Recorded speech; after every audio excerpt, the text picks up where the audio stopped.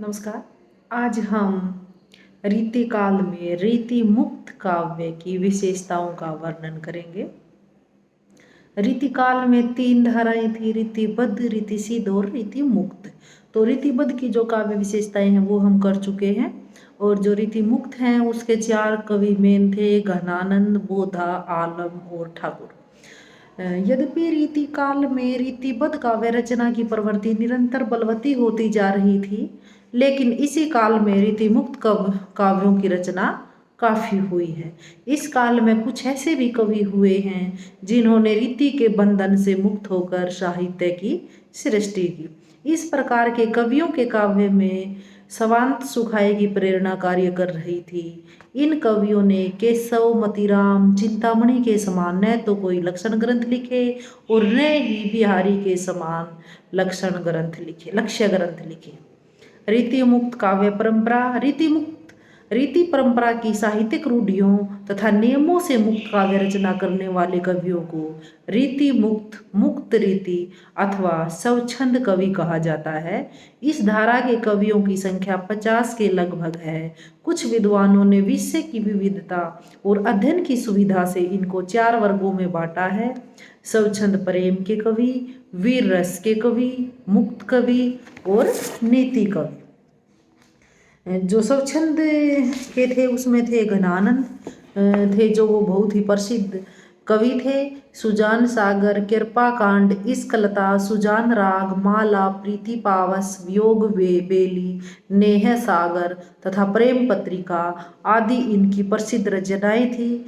एक सुजान नामक जो स्त्री थी वो इनकी प्रेमिका थी, और उसी को केंद्र में रखकर इन्होंने रचनाएं लिखी और पूरी जिंदगी उसी से ये प्रेम करते रहे। हालांकि इनका प्रेम एक तरफा था। फिर इसके बाद हुए आलम। आलम भी इसी काव्य परंपरा के अन्य प्रसिद्ध कवि हैं। आलम केली, माधवानंद कामकंदला, श्याम सिन्ही, सुदामा चरित आदि इनकी प्रसिद्ध रचनाएं हैं।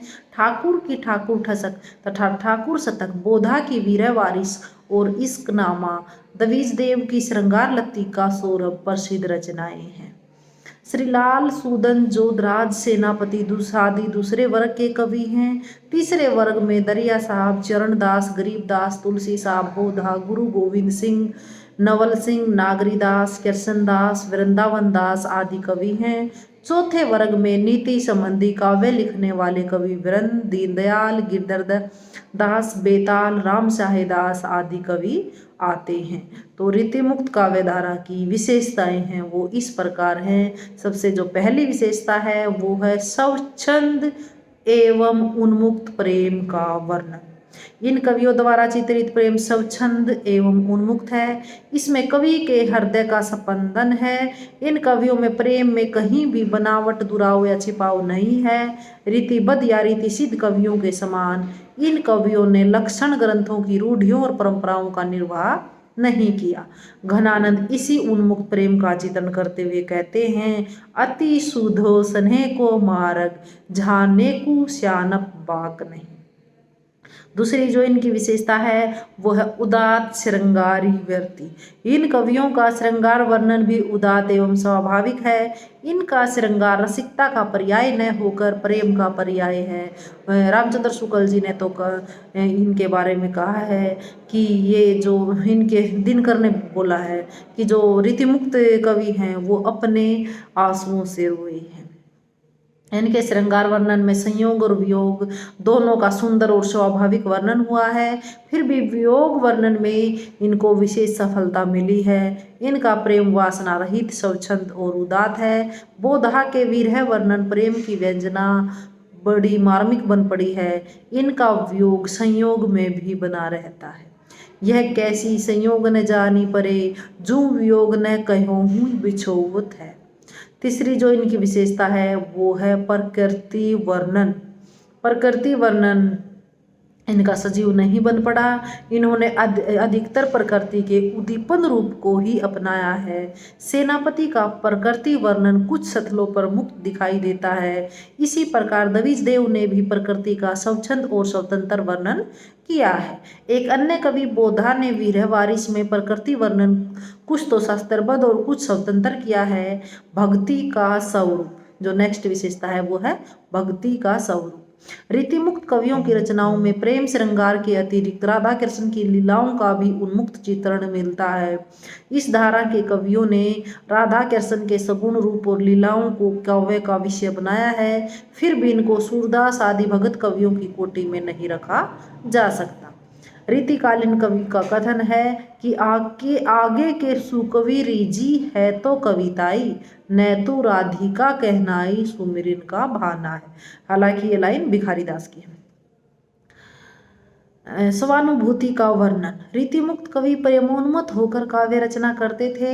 इनके काव्य में हृदय तत्व की प्रधानता है। इन कवियों का प्रेरणा स्रोत इनका अपना जीवन था। इनके हृदय में उत्पन्न होने वाली प्रेम की तरंगों ने ही काव्य का रूप धारण कर लिया है। इसलिए तो घनानंद कह उठते हैं, लोग है लागी कवित बनावत, मोहि तो मेरे कवित बनावत। घनानंद की पंक्तियां हैं। अगली जो इनकी विशेषता है वो है लोक जीवन की अभिव्यक्ति। रीतिमुक्त कवियों ने देश के आनंद और उल्लास को स्वतंत्रता पूर्वक अपने काव्य में स्थान लिया। ठाकुर ने अख्तीज, गणगौर, होली आदि के भावुक चित्र अंकित किए। नरोत्तम दास ने उस समय के दिनहीन भारत की दशा का मार्मिक वर्णन किया है।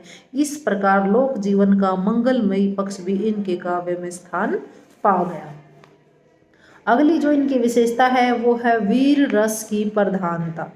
रीतिमुक्त कवियों आलम, घनानंद, रसखान, ठाकुर लाल आदि ने वीर रस प्रधान कविताएं भी लिखी हैं। इन कवियों ने उस समय के हिंदू शासकों की प्रशंसा में काव्य लिखा और उस समय अत्याचार करने वाले मुसलमान शासकों के विरुद्ध तत्कालीन राजाओं को उत्साहित किया। इस दृष्टि से संबल सिंह चौहान की महाभारत, गोरेलाल का छत्रप्रकाश, सूदन का सुजान चरित और जोधराज का हमीर रासो आदि उल्लेखनीय वीर रस प्रधान रचनाएं हैं। अगली जो इनकी विशेषता है वो है व्यवहार और नीति का निरूपण। रीतिमुक्त काव्य में वे सभी कवि आते हैं जिन्होंने व्यवहार और नीति संबंधी काव्य रचना की है। इन कवियों में वृंद, गिरधरदास, दीनदयाल आदि के नाम गिनवाए जा सकते हैं। इनकी नीति संबंधी उक्तियां आज भी लोगों को कंठस्थ हैं। इनकी कविताओं में कहीं कहीं लोक जीवन और सामान्य जनों की मानसिकता का भी आभास मिल जाता है। गिरधर कविराय की सरल भाषा में रची एक कुंडली देखिए। रहिए लटपट काटी दिन, वरु घाम ही में सोए, छान वाकी बैठिए, जो तरु पत्रो होए, एक दिन तो खा दे, जा दिन बहे बयार टूटी, तब जर से जहे, कह गिरधर कविराय, छाहे मोटे को गहिए, पाता सब झरी जाए, तो छाया में रहिए। तो नेक्स्ट जो इनकी विशेषता है वो है सूफी और फारसी प्रभाव। वैसे तो सूफी जो दर्शन था हमें भक्ति काल में दिखाई देता है। सूफी दर्शन की प्रेम भावना और अखंड विरह भावना रीतिमुक्त कवियों में विशेष रूप से देखने को मिलती है। लेकिन यहाँ पर यह ध्यान देने योग्य बात है कि सूफी धारा का प्रेम संबंधी प्रभाव ही इन कवियों को प्रिय था और इसे इन कवियों ने स्वीकार भी किया है।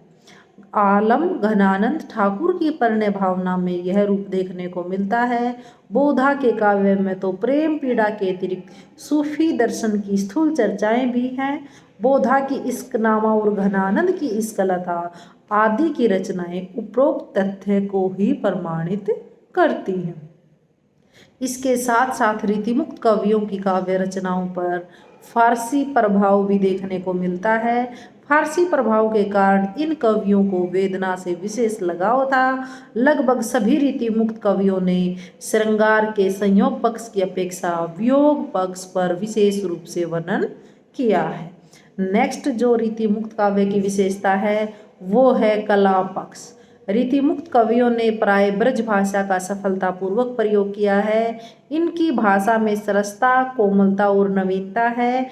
इन्होंने ब्रज भाषा में प्रचलित मुहावरों, लोकोक्तियों के साथ साथ उक्ति वैचित्र्य का भी सुंदर प्रयोग किया है।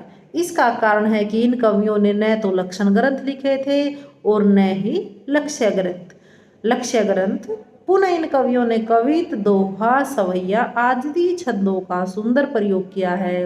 बीच बीच में कहीं पर छप्पे, बरवे, हरिपद आदि का प्रयोग भी किया है। आरंभ में तो इन कवियों ने रीति के नियमों को अपनाया था, लेकिन कालांतर में धीरे धीरे इनका त्याग कर दिया और स्वच्छंद और उन्मुक्त काव्य रचना करने लगे। धन्यवाद।